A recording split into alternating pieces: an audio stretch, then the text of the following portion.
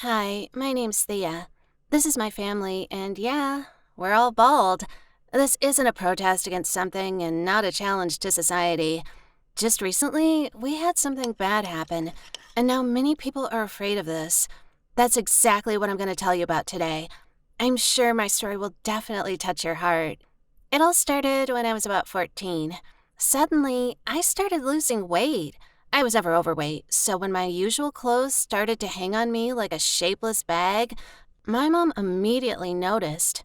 At first, she thought that I was worried about my shape, like other teenage girls. Like, I kinda secretly went on a diet to get rid of some extra pounds, but I ate like I always did. I noticed many of the dishes my mom cooked stopped being delicious for me. After a couple of months, I started vomiting after every meal. It's like my body didn't want to accept any food at all. It was kind of getting rid of it as soon as possible. I didn't see the point in hiding everything that was happening from my parents. After all, who else could help me? I told my mom about all the symptoms, and she immediately made an appointment with a doctor who listened to me carefully. But then he just shook his head and sent me for tests. Then a bunch of tests started. I was going from one doctor to another. I passed different medical procedures, and some of them were quite painful and unpleasant. Sometimes I felt like the world was melting before my eyes. I had no appetite. I ate something just to not make my parents upset. I could see in their eyes they were expecting my diagnosis with fear, but it was inevitable. My doctor hesitated for a long time. Then he told me about the test results. Eventually, he sighed and gave me the verdict: stomach cancer. To say we were all in shock is an understatement. My mom was crying, my dad was trying to calm her down, and I just couldn't say a word. There was only one thought in my head. If I have cancer, then am I gonna die soon? The doctor saw our condition and said there was no time to cry and worry. We needed to start treatment quickly because everything isn't so bad and we can still cure this disease. I was afraid of chemotherapy. When I saw it on TV and on the internet, they said this procedure would immerse my whole body in pain and my hair would start falling out. I've always been proud of my thick and long hair, so I couldn't even imagine myself being bald after a cycle of procedures. The doctor suggested I get a haircut in advance, and me and my mom even tried to visit some barber shops, but every time I ran away thinking maybe I would get lucky and my hair wouldn't fall out. Only my family knew about my sickness. I didn't tell my classmates and friends about it. I don't like when people feel sorry for me. I certainly didn't want people to look at me as if I was a walking dead or something. At first, everyone thought I was just on sick leave. Then summer holidays started, and of course, everybody forgot about me. According to the treatment plan, the chemotherapy course was supposed to last 2 months. I didn't take it, so it lasted only 3 days. As a doctor had warned me, I started to have serious problems with my hair. I always had a lot of hair that remained on the comb, in the shower, on my pillow. Though I prepared myself for this, I still cried in the evening, seeing my lush hair becoming like a thin ponytail. Seeing my condition, my mom realized how hard it was for me to go through the consequences of chemotherapy. So she suggested I make a drastic change, to shave my hair completely and make a beautiful tattoo on my neck, in memory of the disease I had won.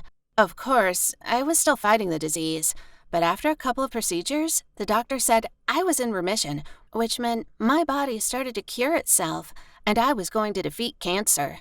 I thought about my mom's suggestion for a long time, but I hesitated to make such a drastic change in my appearance.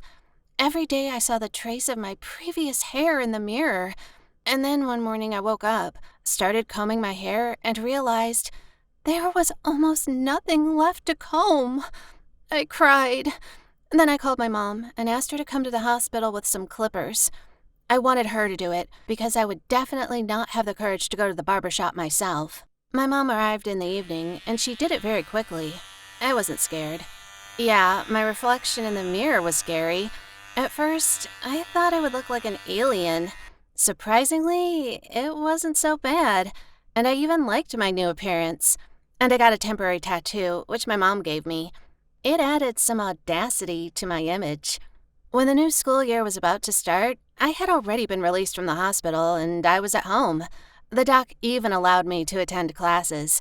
I had an operation ahead of me, but I could go to school for a month or two. Finally, I could feel like an ordinary girl who didn't hide her fatal illness from everyone. When the new school year was only a few days away, I started to question myself. How would I appear in class with my new image? When I was on vacation, I wore caps and Panama hats, and I didn't go out much. But I couldn't wear anything on my head at school, and everyone would have questions. My mom suggested I try wearing a wig. I could pick some hair that was as close as possible to my old hairstyle and wear it to school. No one would notice any changes. I didn't know what it would look like, but I didn't argue with my mom and we decided to buy it. We wanted to choose something natural and close to my hair color, but after seeing different wigs in the store, I was a little confused. I'm a natural brunette, but when I caught sight of a long, ash-colored wig, I couldn't look at anything else. I tried it on and realized it really suited me. We bought this wig and the shop assistant told us how to wear it correctly. In the morning, when I was getting ready for school, I saw a different person in the mirror. After 3 long months in the hospital, I had lost a lot of weight. There were bruises under my eyes, and my skin was thin and pale. I guess if I'd had my dark hair, I'd have looked like a vampire. Everyone immediately noticed the changes in my appearance at school. I was never a local star, but I was pretty good with everyone, so I had friends from different classes. During lunch, I was bombarded with questions like, why had I drastically changed my image? I was almost unrecognizable. I came up with some reasons and excuses, smiled, and thanked everyone for the compliments. I admit I was very afraid someone would find out the hair on my head was fake. Then I would have to explain everything and blush for my deception. Who in the world knew that my fears would be justified? Once, during recess, I was listening to music on my headphones and I was texting with a friend of mine discussing a new series. I didn't notice anything happening nearby. I looked up only when the noise grew louder. It turned out 2 of my classmates were fighting and I somehow was getting close to their fight. I didn't know what the problem was. Everyone just watched them, and some people were even shooting them on their phones. But I couldn't leave the situation as it was, so I started walking towards them to separate them. But at that moment, one of the girls waved her hand, and then, apparently there was a bracelet on her arm that got caught in my wig.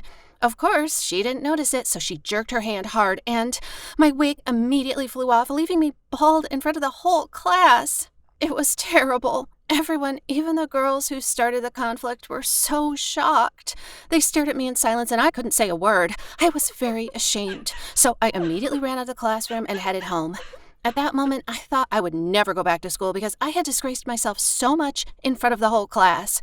I spent the evening in tears. My mom tried to calm me down and said there was nothing wrong with what happened to me. She said I could tell my classmates about my diagnosis and the chemotherapy.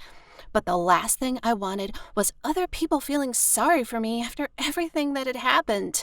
I didn't go to school the next day. I knew my classmates were discussing me, and I couldn't pull myself together to tell them the whole truth. When I stopped going to school for a week, my mom started panicking. She realized no persuasion would ever work on me, so she decided to do something that would influence me. I don't know how she managed to persuade the whole family, but one morning when I came down to the kitchen for breakfast, I saw all the members of my family were bald. My mom, my dad, my older brother, and even my grandparents who were staying with us for the weekend. They smiled at me and said we were a family, and no one dared to tell us we looked somehow wrong. My mom and dad even volunteered to drive me to school, so that everyone could see my family supports me in everything and accepts me the way I am. I was so grateful for their support, but I still don't know if I should tell my classmates about my illness. Well, that would explain the reason for my appearance, but I still don't want to be treated as a disabled person and have any sympathy. What do you think? Should I tell everyone the truth? Or should I keep silent and not make excuses for my appearance? Text your answers in the comments section below. If you liked my story, don't forget to click thumbs up and subscribe to our channel. Turn on the notifications so that you never miss new stories. Bye, everyone!